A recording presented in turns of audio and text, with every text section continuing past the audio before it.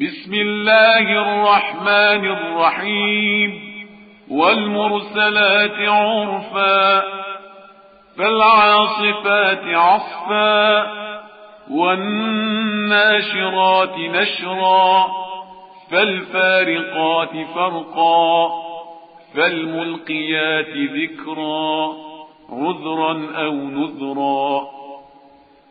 إنما توعدون لواقع فإذا النجوم طمست وإذا السماء فرجت وإذا الجبال نسفت وإذا الرسل أقتت لأي يوم أجلت ليوم الفصل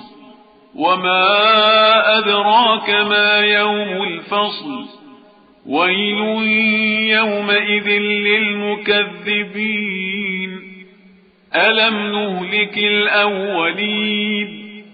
ثم نتبعهم الآخرين كذلك نفعل بالمجرمين ويل يومئذ للمكذبين ألم نخلقكم من ماء مهين فجعلناه في قرار مكين إلى قدر معلوم فقدرنا فنعم القادرون ويل يومئذ للمكذبين ألم نجعل الأرض كفاتا أحياء وأمواتا وجعلنا فيها رواسي شامخات وأسقيناكم ماء فراتا ويل يومئذ للمكذبين انطلقوا إلى ما كنتم به تكذبون انطلقوا إلى ظل ذي 3 شعب لا ظليل ولا يغني من اللهب إنها ترمي بشرر كالقصر كأنه جمالة صفر ويل يومئذ للمكذبين هذا يوم لا ينطقون ولا يؤذن لهم فيعتذرون ويل يومئذ للمكذبين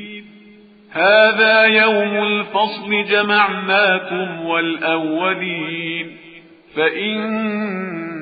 كان لكم كيد فكيدون ويل يومئذ للمكذبين إن المتقين في ظلال